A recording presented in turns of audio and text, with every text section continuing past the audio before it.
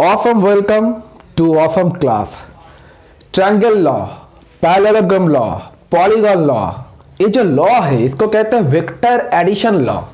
ये vector addition law को ऊपर निर्भर करके बहुत स्टूडेंट का बहुत डाउट रहते हैं। हालांकि समझ सबको आ जाते हैं लेकिन कॉन्सेप्चुअली इसके अंदर गहराई में जाना पड़ता है और बहुत डाउट रहते हैं, क्योंकि इसका जो डेरिवेशन है, इसका जो लॉस है वो तो आपको पता ही है।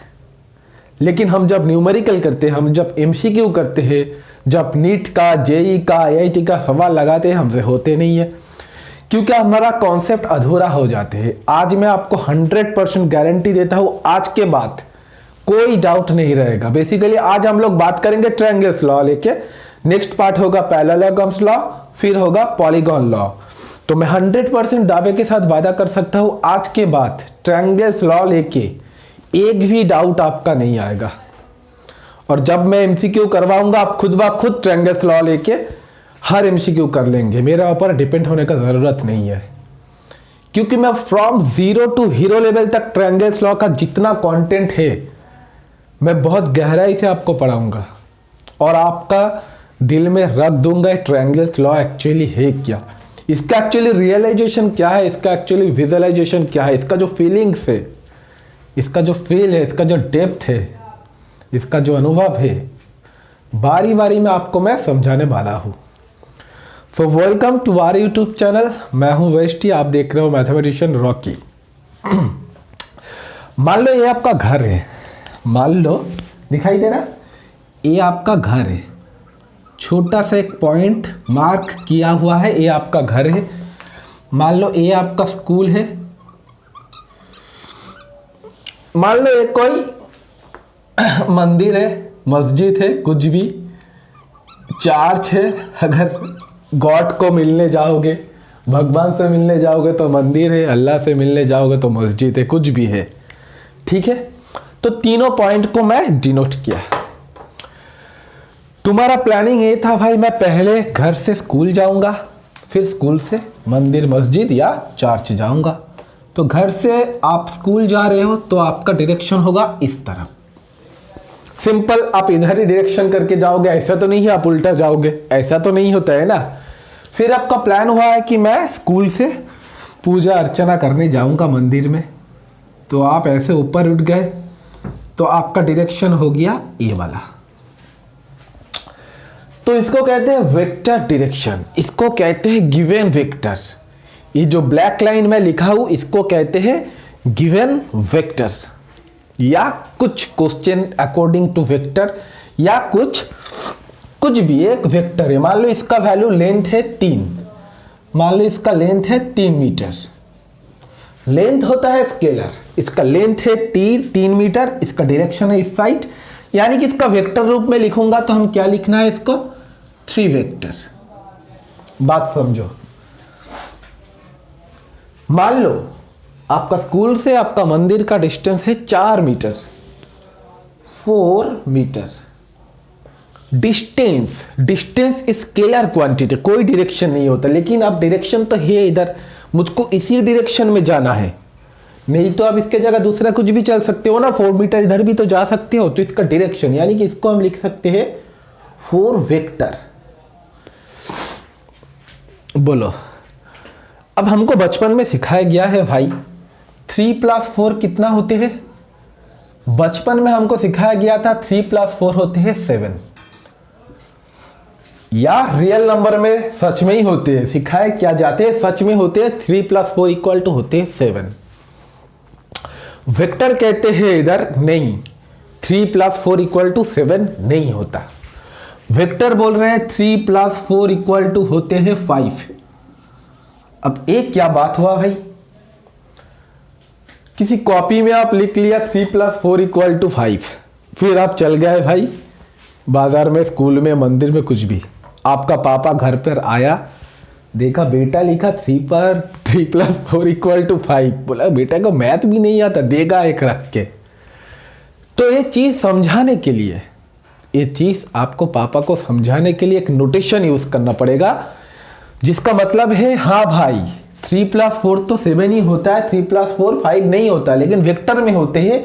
यानी कि ये जो एडिशन कर रहे हैं ए एडिशन रियल नंबर का एडिशन है, ए एडिशन भी हमारा एडिशन है, लेकिन सही भी है, गलत नहीं है। 3 + 4 5 होते हैं। कहां पर होते हैं? वेक्टर एडिशन में होते हैं। ए था रियल नंबर एडिशन, ये होते हैं वेक्टर एडिशन। अब वेक्टर एडिशन समझाओगे कैसे? आप तो इधर हो नहीं, मैं इधर हूं बोल के बोल रहा है, इसको कहते हैं वेक्टर एडिशन।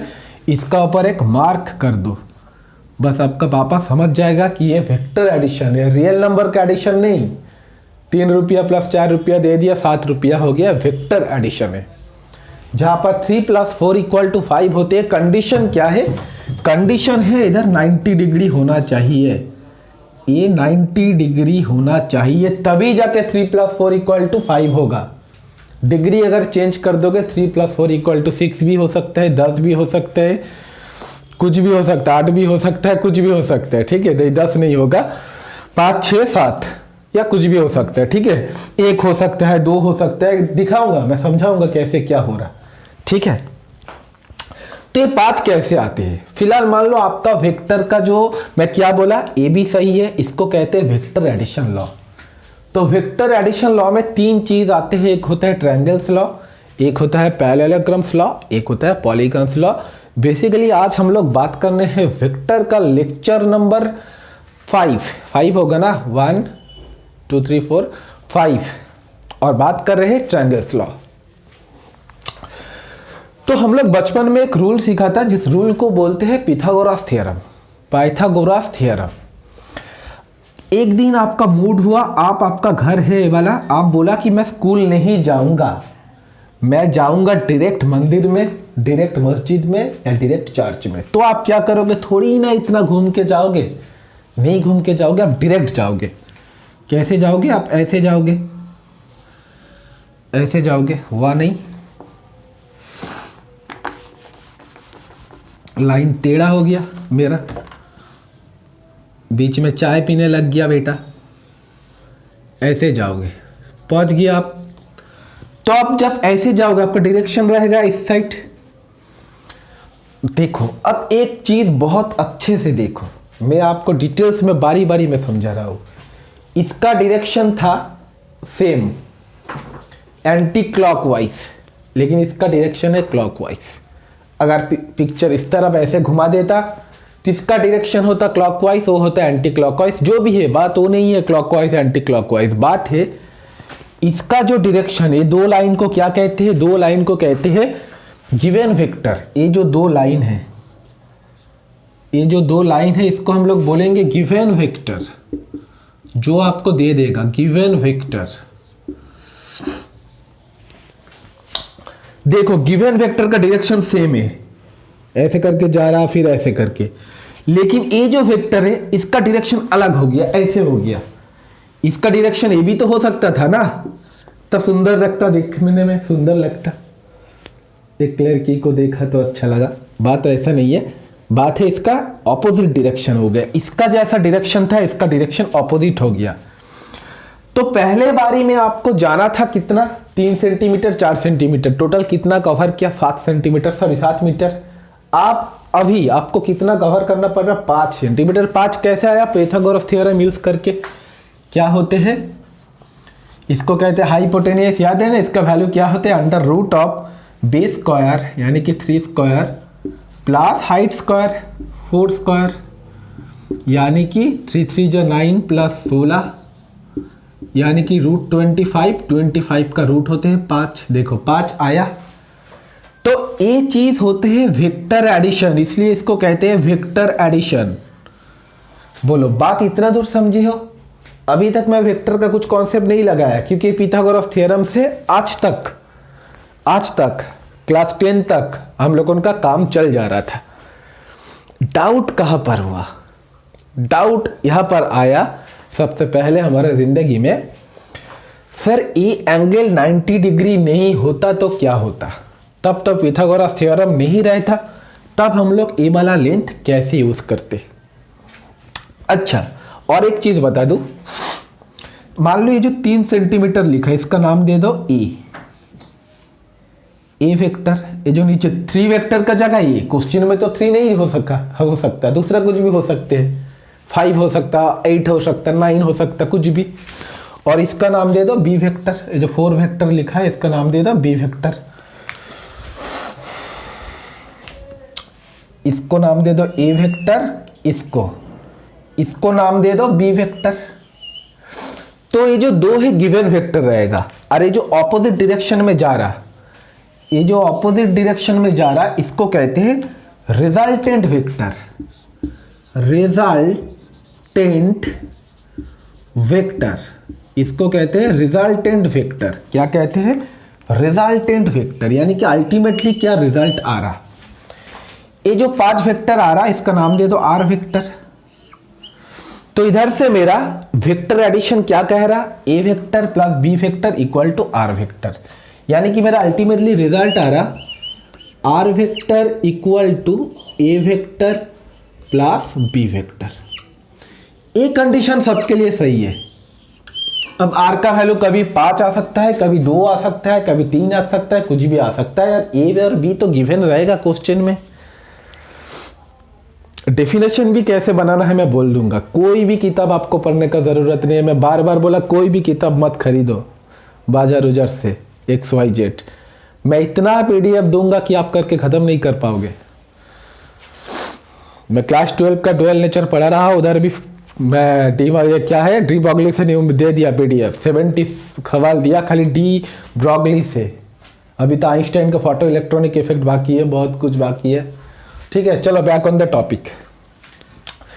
तो इधर मेरा आ जा रहा था पाइथागोरस थ्योरम से मेरा पता चल जा रहा था। या trigonometric sine theta cos theta use करके भी आप निकाल लोगे, कोई दिक्कत नहीं है। कुछ भी करके आप निकाल तो लोगे, इतना दूर हमें पता है। ठीक है, लेकिन बात होते है और एक चीज, इसमें क्या रहेगा, रेड वाला देखो। एक तो गिवन वेक्टर रहेगा, रिजल्टेंट आपको निकालना पड़ेगा। रिजल्टेंट डायरेक्ट लिखना R vector equal to A vector plus B vector, यही है एक्चुअली ट्रायंगल्स लॉ, और कुछ नहीं है। हाँ, इसका वैल्यू निकाला मैं ये वाला प्रोसेस यूज करके पिथागोरस थ्योरम, वो बात सही है। ठीक है, और एक चीज याद रखना होगा आपको, जो चीज इस रिजल्टेंट का डायरेक्शन इन डायरेक्शन का ऑपोजिट होगा, यानी कि क्लोज डायरेक्शन, यानी कि उल्टा डायरेक्शन होगा। जो गिवन वेक्टर का जो डायरेक्शन रहेगा, रिजल्टेंट का डायरेक्शन हमेशा उसका उल्टा रहेगा। यानी कि कोई भी पिक्चर में उल्टा डायरेक्शन दिखा, ट्रायंगल का बात कर रहा हूं, उल्टा डायरेक्शन होगा आपका रिजल्टेंट। और एक चीज क्या याद रखना पड़ेगा सर, और एक चीज याद रखना पड़ेगा, ट्रायंगल लॉ कब यूज होगा सर। हम समझेंगे कैसे ट्रायंगल लॉ कब यूज होगा। सुन लो, मैं एक बात बता रहा, ट्रायंगल लॉ तभी यूज होगा जब 2 वेक्टर का टेल और हेड जुड़ेगा। ट्रायंगल लॉ तब यूज होगा जब 2 वेक्टर का, 2 गिवन वेक्टर का टेल और हेड जुड़ेगा। सर मतलब समझा नहीं, पहले मतलब लिखा देता हूं ये वाला चीज। क्या बोला, ट्रायंगल लॉ तब लगेगा, ट्रायंगल लॉ कब लगेगा, जो गिवन वेक्टर रहेगा आपका, जो गिवन वेक्टर रहेगा, नोट करो, बार बार बोल रहा हूं सबको, नोट लिख दिया हम लोग भी। जो गिवन वेक्टर रहेगा, 2 गिवन वेक्टर रहेगा ऑब्वियसली। इस गिवन वेक्टर के साथ एक का हेड के साथ, यानी कि हेड टेल जुड़ेगा, यानी कि कभी दोनों हेड नहीं जुड़ेगा, कभी दोनों टेल नहीं जुड़ेगा। एक का हेड होगा, एक का टेल होगा। किसका, जो गिवन वेक्टर रहेगा, रिजल्टेंट का नहीं। लिख देता हूं, रिजल्टेंट वेक्टर का नहीं। अब बात समझाता हूं, देखो गिवन वेक्टर का क्या है, ए हेड है, गिवन वेक्टर का ए हेड है, ए भी गिवन वेक्टर का इस गिवन वेक्टर के ए वाला हेड है। तो ए वेक्टर का टेल हो गया ए वाला, लेकिन ए वेक्टर का हेड हो गया है। हेड और टेल पता है ना, हेड और टेल, हेड और टेल, प्यार मोहब्बत इश्क का खेल। तो देखो इसका डायरेक्शन इधर, ए वाला लाइन का डायरेक्शन उधर, तो ए वाला लाइन का तीर जिधर जाता है उसको हेड कहते हैं, यानी कि इसका टेल ए वाला, लेकिन ए पॉइंट इस लाइन के लिए हेड। तो एक का हेड दूसरे का टेल जुड़ेगा, जहां पर ही हेड और टेल जुड़ेगा ट्रायंगल लॉ लगेगा। सर अगर हेड हेड जुड़ता तो पैरेललोग्राम लॉ लगता, अगर टेल टेल जुड़ता तो पैरेललोग्राम लॉ लगता, अगर हेड टेल जुड़ा तो ट्रायंगल लॉ। मेरे साथ बताओ मन मन में, तब जाके सीख पाओगे, नहीं तो नहीं सीख पाओगे। बोलो बात समझे हो इतना दूर या नहीं समझे हो? आस्ते। तो ये था बेसिकली ट्रायंगल लॉ का कॉन्सेप्ट। फिलहाल अभी मैं बोला नहीं। अगर थीटा 90 नहीं हुआ तो 90 का बदले में कुछ भी हो, 30, 60, 180, 140 कुछ भी, तब क्या करोगे? 180 करोगे तो पूरा सीधा ही हो जाएगा, वो बात अलग है। तब तो ट्रायंगल लॉ नहीं, स्ट्रेट लाइन हो जाएगा। अब मान लो दूसरा स्टूडेंट का मैपिंग ड्राइंग कर रहा। इस स्टूडेंट का घर है इधर, इधर है स्कूल, उसका मस्जिद है भाई इधर, या मंदिर है इधर।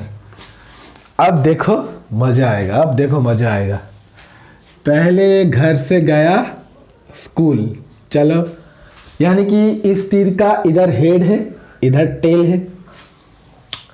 अब इस स्कूल से जा रहा मंदिर या मस्जिद या चर्च। देखो चर्च का टेल है, चर्च का नहीं, तीर का टेल है, तीर का हेड है, यानी कि हेड टेल जुड़ गया इधर। ये एंगल दे दिया आपको थीटा। अब आपको तो एंगल कुछ है, थीटा का जगह कुछ देगा, 120 देगा, 130 देगा, कभी छोटा भी हो सकता है 30 डिग्री, इधर जाके ऐसे भी हो सकता है, ठीक है। आप क्या करोगे बेटा? अब तो पाइथागोरस थ्योरम नहीं आएगा, अब आपको लगाना पड़ेगा वेक्टर। अब आपको लगाना पड़ेगा वेक्टर। तो क्या था इसका नोटेशन? था ए वेक्टर, उधर स्मॉल ए दिया था, इधर कैपिटल ए दे रहा। इसका नोटेशन मान लो बी वेक्टर। तो बोलोगे सर रिजल्टेंट कैसे होगा? मैं क्या बोला? जो तीसरा खाली साइड है, जो तीसरा खाली साइड है उस लाइन को पहले ड्राइंग कर लो। मैं अगर डायरेक्ट जाता तो इधर से जाता, इधर से इधर तक, ठीक है। तो ए हो गया, देखिए इसका डायरेक्शन ऐसे है तो इसका डायरेक्शन ऐसे होगा। ए हो गया आपका रिजल्टेंट। हमेशा रिजल्टेंट का डायरेक्शन इस डायरेक्शन का ऑपोजिट होगा, उल्टा होगा। बोलो बात समझ रहे हो? मैं बहुत ही बारीकी से समझा रहा हूँ ताकि हर लेवल का स्टूडेंट को बात समझ में आए। और जैसे कि मैं वादा किया हूँ, आज के बाद ट्रायंगल लॉ लेके कोई डाउट नहीं होगा। तो आग बंद करके आप इसको आर वेक्टर लिखो, और इधर क्या लिखो? आर वेक्टर इक्वल टू, आग बंद करके लिख दो ए वेक्टर प्लस बी वेक्टर। ए होना ही है, कोई भी एंगल के लिए ए वाला कंडीशन अप्लाइड है। तो ट्रायंगल लॉ इधर खत्म है भाई। खाली ट्रायंगल लॉ पूछेगा तो इधर खत्म है। In vector term R vector equal to A vector plus, आपको मन में सवाल आ रहा सर ए वेक्टर का वैल्यू मान लो, ई वैल्यू लेते हैं 3 और 4, इसका वैल्यू 3, इसका वैल्यू 4, ये मान लो 120 डिग्री या 60 डिग्री या कुछ भी 70 डिग्री। आर का वैल्यू कैसे निकाले सर? हाँ बताऊंगा। तो सुन लो, खाली आर का रियल वैल्यू क्या है। आर एक वेक्टर क्वांटिटी है, इसका डायरेक्शन इस साइड है। आर का वैल्यू क्या होगा देख लो, नोट कर लो। इसका डेरिवेशन आते हैं बोर्ड में, और IIT JEE के लिए इसका कॉन्सेप्ट जानना बहुत ही जरूरी है। आर इक्वल टू दिखाऊंगा डेरिवेशन। वैसे जो लोग नीट देगा, JEE देगा, उसका भी डेरिवेशन चाहिए। अब डेरिवेशन क्यों चाहिए? क्योंकि कॉन्सेप्ट के लिए हर एक चीज आपको समझाऊंगा। तो एक चीज, ये जो 3 डेटा लिखने जा रहा हूं याद रख लो। आर का वैल्यू क्या होगा? कुछ नहीं, A square plus B square plus 2ab cos theta. ये हो जाएगा आपका आर का वैल्यू। लिख लो, ये हो जाएगा आपका आर का वैल्यू। दिखाई दे रहा? इधर बोर्ड है, जिसको नोट करना है नोट कर लो। बोलो सही है? फटाफट फटाफट करो।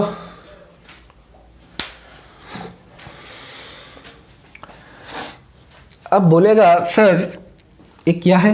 आर वेक्टर है। वेक्टर मतलब उसका मैग्नीट्यूड भी है, उसका डायरेक्शन भी है। सर डायरेक्शन कैसा निकालेंगे? डायरेक्शन मतलब क्या है? आपको पता है ये डायरेक्शन सीधा है, मेरा इधर से सीधा है, ये लाइन ऐसे सीधा जा रहा, ये लाइन ऐसे सीधा जा रहा, ये लाइन ऐसे सीधा जा रहा, लेकिन आप ये वाला लाइन ऊपर में चल जा रहा, ये वाला लाइन ऐसे ऊपर में जा रहा। यानी कि हमें दिखाना है कितना एंगल ये इधर से इधर घूमा है। यानी कि we have to find a वाला angle, we have to find a वाला एंगल। ए वाला एंगल आपको पता करना है, इसको कहते हैं डायरेक्शन। कितना एंगल उठ गया ऊपर वाला लाइन, रिजल्टेंट बेस से, रिजल्टेंट बेस से, इससे नहीं, बेस से, उससे नहीं, रिजल्टेंट बेस से। ए याद कैसे रखोगे, फिर कौन सा एंगल निकलना पड़ेगा, याद रखना tail to tail, tail to tail. देखो इसका भी टेल है, इसका भी टेल है, लेकिन इधर हेड टू हेड है, टेल टू टेल रहना चाहिए, टेल टू टेल। हाँ है भाई, ताल से ताल मिला, टेल से टेल मिला, टेल टू टेल। तो इसको कहते हैं, मान लो इसका वैल्यू है अल्फा, इसका वैल्यू है मान लो अल्फा, इस एंगल को वाला नहीं, यानी कि इसका डायरेक्शन है अल्फा, अल्फा डिग्री, एक घूम गया, इस अल्फा का वैल्यू क्या होगा। This is very very important, याद कैसे रखना है देख लो। अगर इधर का एंगल निकल रहे हो तो इधर का वेक्टर लिखो बी, tan इनवर्स बी, कहाँ है भाई डस्टर, अच्छा tan अल्फा कर दो, tan इनवर्स आप लोग थोड़ा दिक्कत हो जाएगा, लिखो tan अल्फा इक्वल टू, क्योंकि अभी तक इन्वर्स आप लोग सीखे नहीं हो, इन्वर्स आप लोग क्लास 12 में जाके सीखोगे मैथमेटिक्स में, और मैं ही सिखा रहा, प्राइवेट में है, ठीक है। उसके लिए एडमिशन होना पड़ेगा क्लास 12 में। एडमिशन होने के लिए डिस्क्रिप्शन में व्हाट्सअप नंबर दिया हुआ है, अगर चाहो तो एडमिशन हो सकते हो। tan अल्फा इक्वल टू, देखो भाई अगर ये एंगल भी आप निकाल सकते हो, अगर क्वेश्चन में IIT जेईई या नीट में तो कुछ भी पूछ सकता है, कॉन्सेप्ट में बता दूंगा। ए एंगल भी बताया गया तो क्या करोगे, ए एंगल मतलब मान लो अल्फा है, तो tan अल्फा इक्वल टू क्या लिखोगे, एंगल का ऑपोजिट साइड में क्या वेक्टर है देखो, एंगल का ऑपोजिट साइड में क्या वेक्टर है देखो, एंगल का ऑपोजिट साइड में क्या वेक्टर है देखो, तुम बोलोगे बी वेक्टर है, तो बी लिखो। बी के बाद लिखना है साइन, बी के बाद लिखना है साइन, याद रखना बी के बाद लिखना है sine theta divided by angle का ऑपोजिट में क्या है देखो, तुम बोलोगे सर बी, बी के बाद लिखना है कॉस थीटा प्लस एंगल के साथ जो टच है उसको प्लस कर दो ए, ये हो जाएगा आपका उत्तर, ठीक है, डायरेक्शन।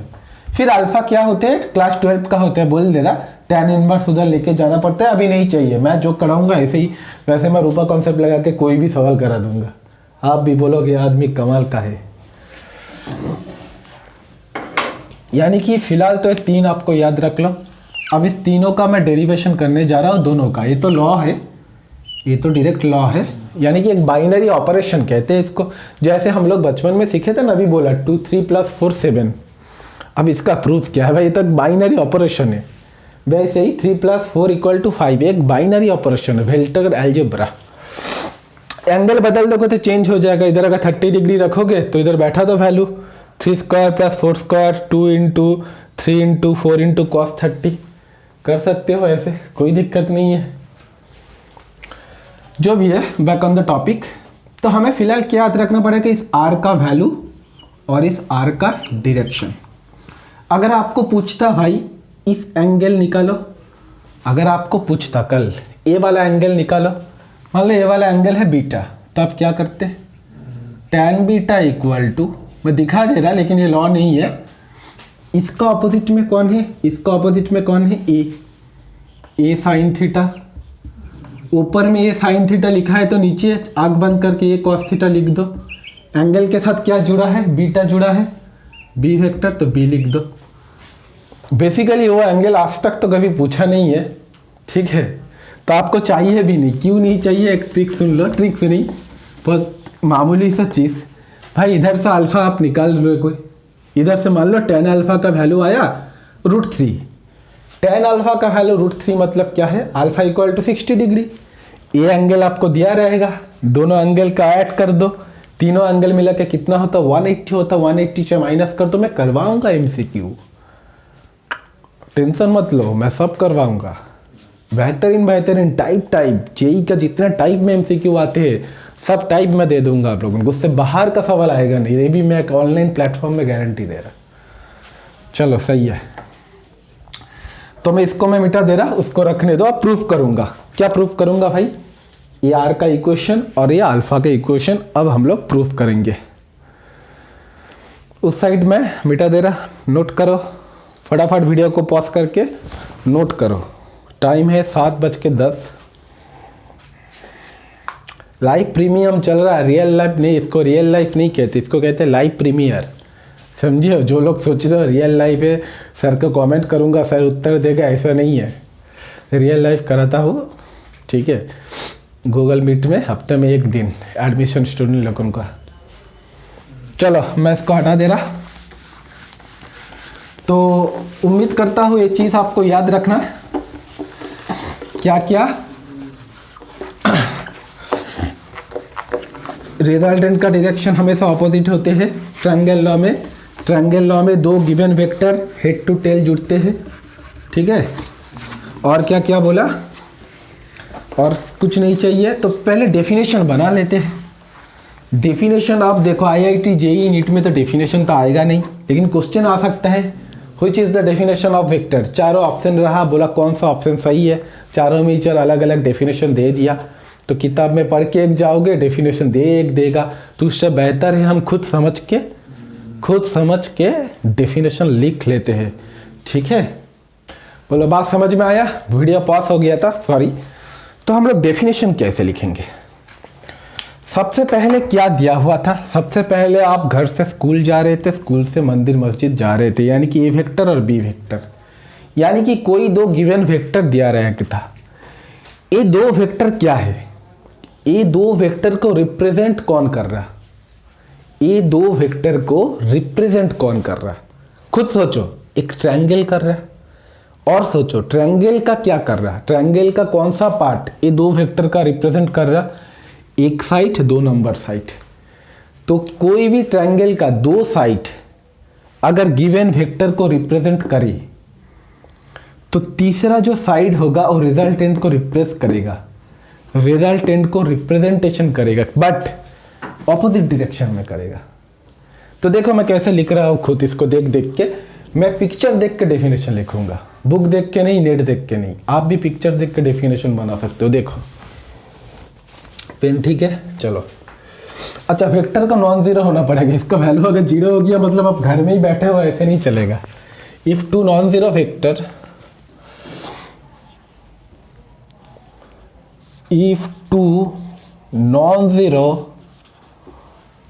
जीरो वेक्टर, अगर कोई नॉन जीरो वेक्टर, कितना 2 ठो, if 2 non zero vector are represented by, represent मतलब कौन रिप्रेजेंट कर रहा है, कौन इसको सूचित कर रहा है, are represented by, are represented by the, कौन रिप्रेजेंट कर रहा है ए वेक्टर और बी वेक्टर को, इस गिवन वेक्टर को कौन? तुम बोलोगे ट्रायंगल का side, represent by the side of triangle, by the 2 sides, 2 side है 1 2, 2 sides of A triangle,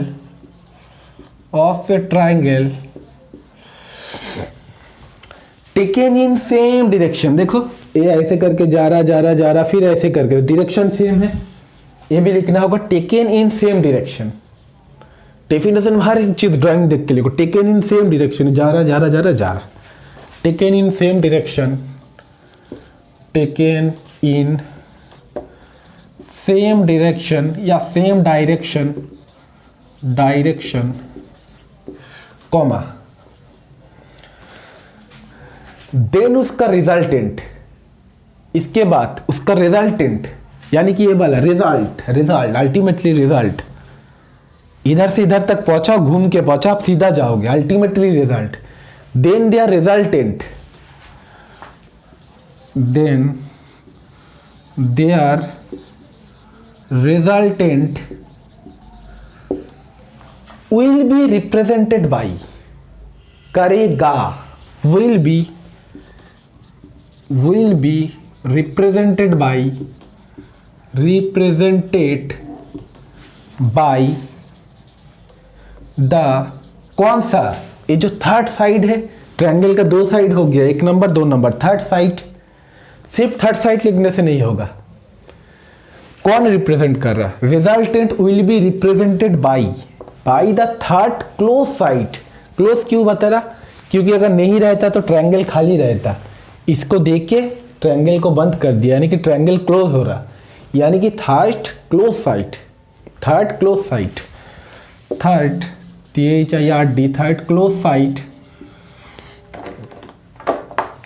close side, close side.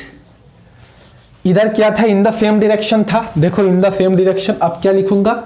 In the opposite direction. मतलब ये ऐसे ऐसे ऐसे जा रहा, ये ऐसे नहीं आएगा, इसको उल्टा हो जाएगा। In the opposite direction, in the opposite direction, direction. बोलो, बस खत्म हो गया ट्रायंगल्स वाला। अब मेरा हैंड राइटिंग कुछ स्टूडेंट को शायद रीडिंग करने ना आए, तो मैं एक बार रीडिंग पर रहा हूँ। वैसे मैं उम्मीद करता हूँ हर एक स्टूडेंट डेफिनेशन खुद लिख पाएंगे। इंग्लिश में नहीं भी अगर स्ट्रांग होगा तो कुछ नहीं, थोड़ा बहुत। आपको ये नहीं बोल रहा कि इंग्लिश में 100% सही होना पड़ेगा। स्ट्रांग अगर 10% भी अगर काफ़ी हो, क्योंकि IIT JEE नीट इंग्लिश में होते हैं। चलो बंगाली में सवाल हो भी गया, लेकिन इसका पढ़ाई इंग्लिश में ही होगा। चाहे वेस्ट बंगाल जॉइंट हो, IIT जॉइंट हो, नीट हो, HS आफ्टर HS बोर्ड के बाद सब कुछ इंग्लिश में ही होगा।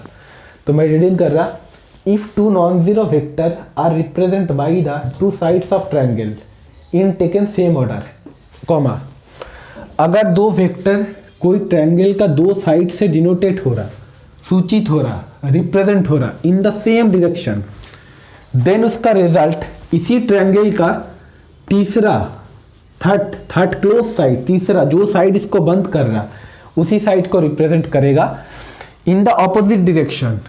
लेकिन ये डायरेक्शन चेंज हो जाएगा, ऑपोजिट हो जाएगा of that triangle, of that triangle, of that triangle. बोलो,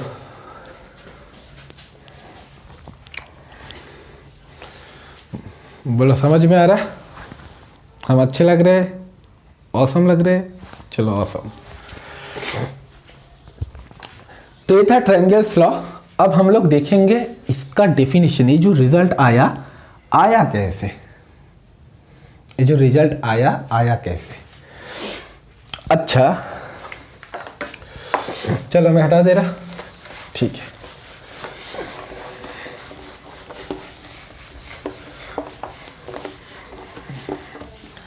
तो ट्रायंगल लॉ लिखने के बाद सबसे पहले क्या करना पड़ेगा?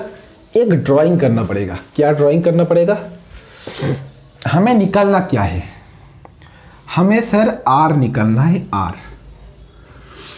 पहले इधर जो ड्राइंग किया था वो क्यों निकल जा रहा था इतना आसानी से? क्योंकि उसमें हम लोग पाइथागोरस थ्योरम लगाया था, और पाइथागोरस थ्योरम का रूल क्या है? 90 डिग्री रहते, इसलिए आसानी से पाइथागोरस थ्योरम लग जा रहा। तो इधर भी हम लोग ट्राई करेंगे इसको पाइथागोरस थ्योरम यूज करने के लिए, लेकिन इधर थीटा 90 नहीं है। लेकिन हम लोग ऐसा ड्राइंग करेंगे कि ऑटोमेटिक एक 90 आ जाए। कैसे? इधर से एक काल्पनिक लाइन ड्राइंग करो और इसको इधर से इंक्रीज कर दो। देखो सही है ना? कर दो, हो गया। अब देखो 90 डिग्री लग रहा, दिखाई दे रहा?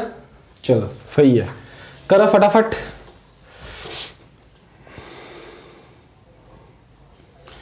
इसका नाम दे दो O, इसका नाम दे दो A, इसका नाम दे दो B। O A vector, A B equal to B vector, और उसका कुछ भी नाम आप दे सकते हो, कुछ भी आप दे दो। उसका नाम दे दो एन, क्योंकि परपेंडिकुलर इसको फिजिक्स का भाषा में कहते हैं नॉर्मल, एन नाम दे दिया। ये हो गया अल्फा, ये अल्फा है, थीटा है। चलो सही है। तो सबसे पहले हम लोग क्या करेंगे? देखो हमें आर निकालना है, तो पिथागोरस थ्योरम लगा दो। आर इक्वल टू क्या है? R square equal to, Pythagoras theorem में क्या है भाई? अरे पिथागोरस थ्योरम क्या है?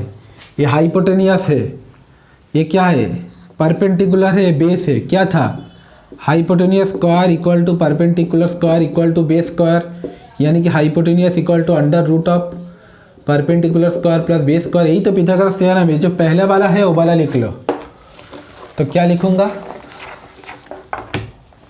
आर स्क्वायर इक्वल टू, ये हाइपोटेनियस है, पूरा बेस है, ये वाला हाइट है। बड़ा वाला ट्रायंगल को देखो, सबसे बड़ा वाला ट्रायंगल इधर जो दिखाई दे रहा है उसको देखो।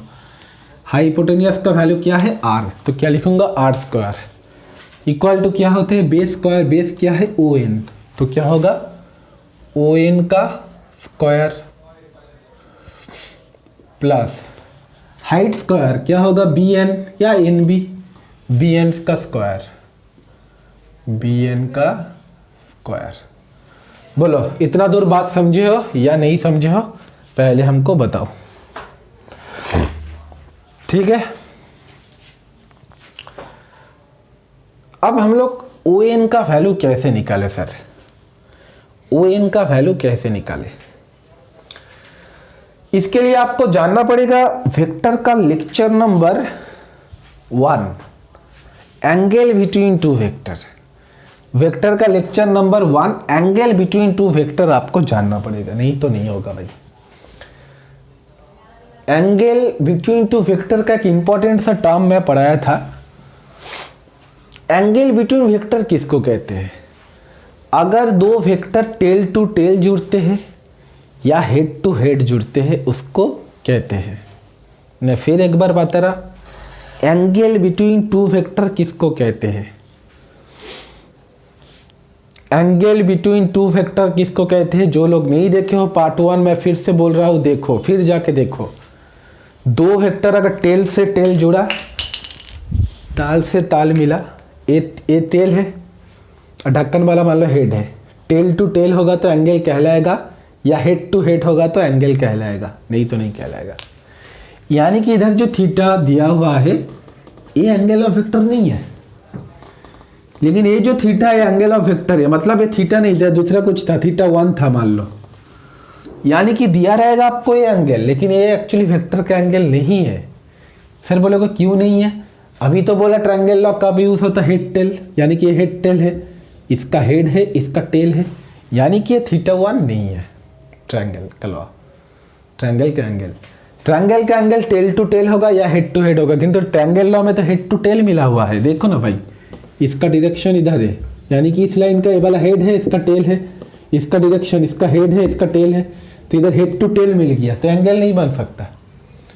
Angle between two vector tail to tail होना चाहिए या हेड टू हेड होना चाहिए। तो क्या करोगे, इस लाइन को काल्पनिक से इंक्रीज कर दो, इंक्रीज कर दिया। अब देखो ये वाला लाइन देखो, मैं ऐसे करके ड्राइंग कर रहा, बात समझ में आ रहा, ये वाला लाइन, हाँ ये वाला लाइन देखो, जो एफ के तरह मैं ड्राइंग किया, ये वाला लाइन इधर हेड है, इसका टेल है, और ये वाला लाइन देखो, ये लाइन का टेल है, हेड है, इसका डायरेक्शन इधर ये होगा एंगल, ये होगा आपका असली एंगल। कितना होगा हम सबको पता है, पूरा कितना रहते हैं, 180 रहते हैं। 180 में से ये अगर थीटा 1 है तो उधर क्या रहेगा, 180 माइनस थीटा 1, मतलब थीटा 1 का वैल्यू है 130 डिग्री। तो ये एंगल कितना होगा, 180 माइनस 130 यानी कि 50 डिग्री। मान लो थीटा 1 का वैल्यू 20 डिग्री है, तो ये एंगल कितना होगा, 180 माइनस 20 यानी कि 60 डिग्री। तो कर लोगे ना, तो ये एंगल आपका थीटा है। आप समझे हो कि नहीं समझे हो बताओ, ये एंगल आपका थीटा है। ठीक है, मैं उम्मीद करता हूँ आप लोग बात समझ चुके होंगे।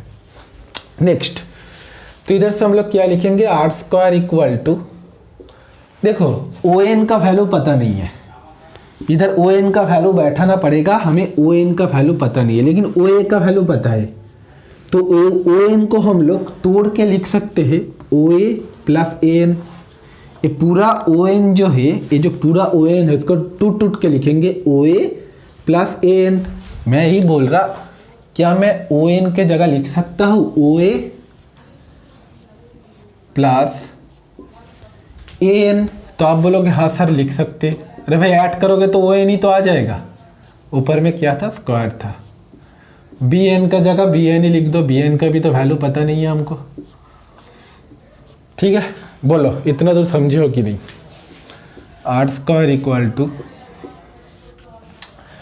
ओ ए का वैल्यू पता है, ओ ए का वैल्यू कितना है, स्केलर वैल्यू ए है, ए एन का वैल्यू हमें पता नहीं है। अब ए वाला ट्रायंगल को देखो अच्छे से, ए वाला ट्रायंगल को देखो, ठीक है। ए वाला ट्रायंगल का इसको क्या कहते हैं, हाइपोटेनियस, इसको क्या कहते हैं, बेस, इसको क्या कहते हैं, हाइट। बेस और हाइपोटेनियस से रिश्ता है एक ट्राइगोनोमेट्रिक फंक्शन बताओ, तो आप बताओगे सर कॉस, कॉस का मतलब होता है बेस बाई हाइपोटेनियस। तो इधर से लिखो,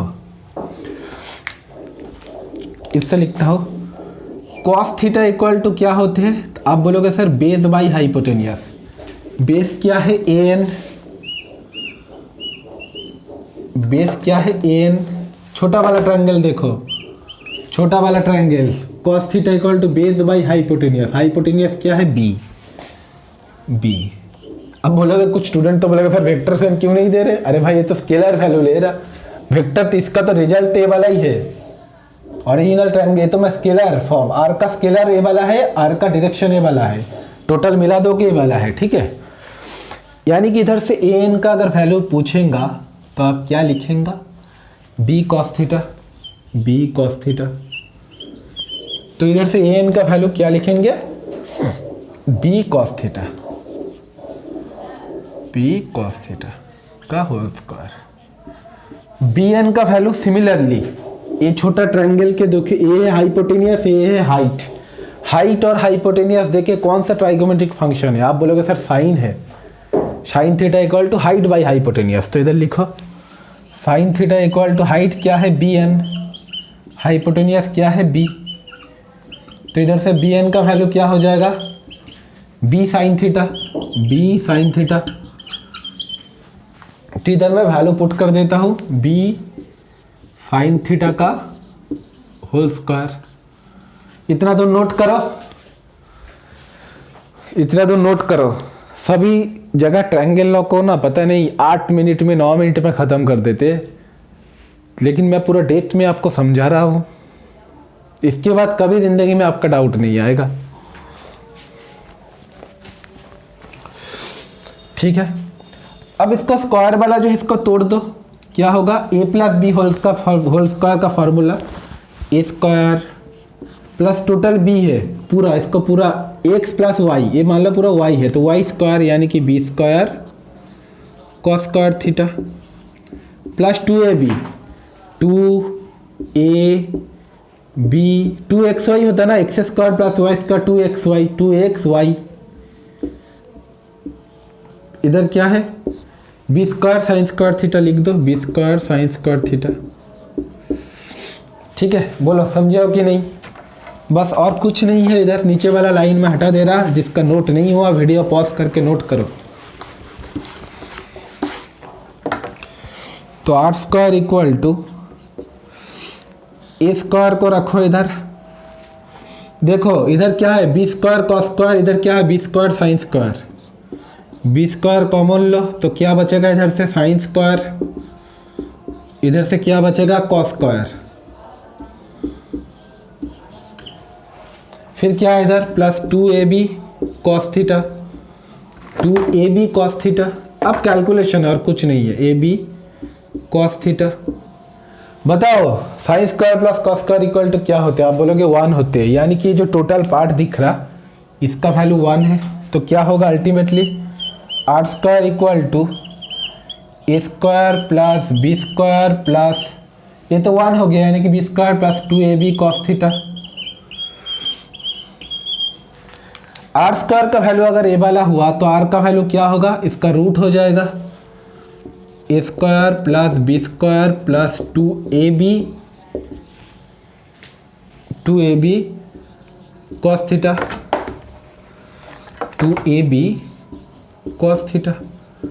चलो प्रूफ हो गया, देखो ये वाला आ गया प्रूफ, ठीक है। tan अल्फा कैसे निकालोगे, tan अल्फा बड़ा ट्रायंगल के देखो height by base, height by base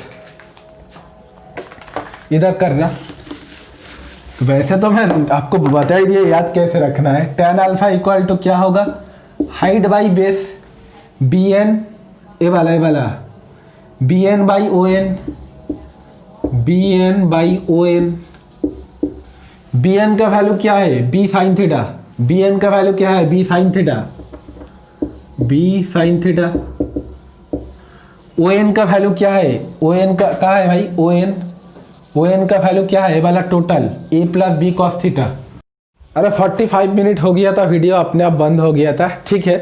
तो जो भी है tan alpha equal to height by base B N, B N का वैल्यू इधर लिखा है by O N. O N मतलब ए वाला टूटा था, फिर ओ एन का वैल्यू ये था ए प्लस बी कॉस थीटा।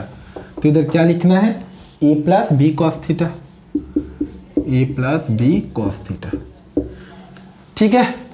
तो ये चीज़ आपको डायरेक्ट याद भी रखना होगा, दो कंडीशन, क्योंकि न्यूमेरिकल के टाइम में बार बार तो हम लोग डेरिवेशन नहीं करेंगे। आर का वैल्यू होगा under root of A square plus B square plus 2ab cos theta.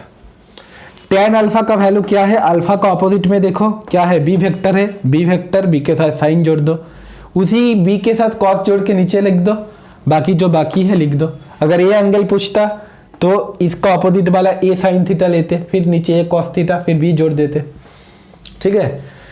तो देखो फिर शुरुआत से, जो लोग फिर भी नहीं समझे हो, मैं उम्मीद करता हूँ आप लोग एक बार देखोगे तो समझ जाएगा, आपका दिल में हमेशा के लिए बैठ जाएगा। तो ये था complete lecture of triangles law. Next part में हम लोग बहुत ही बेहतरीन इंपॉर्टेंट सा एक टॉपिक देखेंगे, पैरेललोग्राम लॉ, जो वेक्टर का सबसे इंपॉर्टेंट एडिशन लॉ होते हैं, पैरेललोग्राम लॉ। हालांकि रिजल्ट सेम ही ए वाला है और ए वाला ही है, ठीक है। तो हम लोग देखेंगे पैरेललोग्राम लॉ कैसे बनाते हैं एंड सो ऑन। आगे हम लोग पॉलीगॉन पढ़ेंगे, डॉट प्रोडक्ट पढ़ेंगे, क्रॉस प्रोडक्ट पढ़ेंगे, एडिशन लॉ पढ़ेंगे, वेक्टर के ऐड कैसे होते हैं, ठीक है। अब आप समझे हो ना, 2 + 3 + क्या बोला था मैं, 3 + 4 = 5 कैसे आ रहा। तो उसी में एक दिखा रहा, मान लो ऐसा एक एग्जांपल एक दिखा भी दूँ। ऐसे नहीं कि हमेशा 5 आएगा, वो पिथागोरस थ्योरम बोल के आ गया था। मान लो ऐसा है,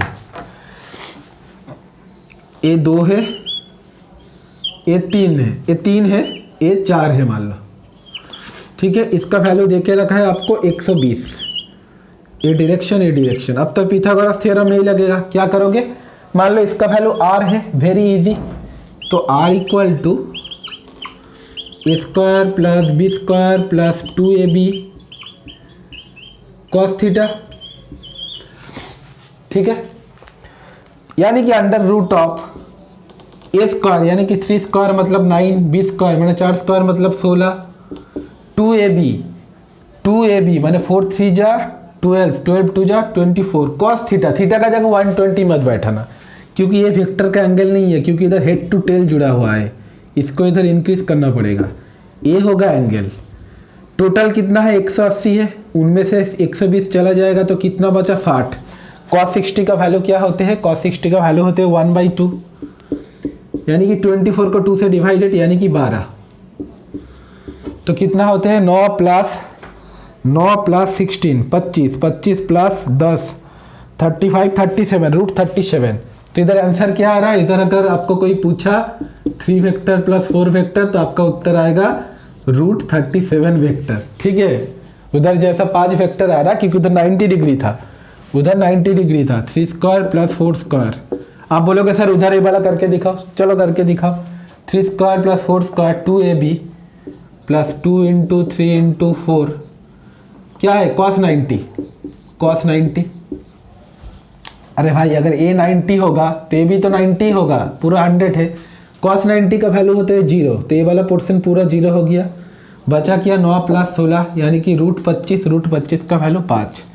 तो जैसे भी करोगे यानी logical method is correct but it should be logical. बोलो ऑसम, बाय बाय, मैं हूँ ST।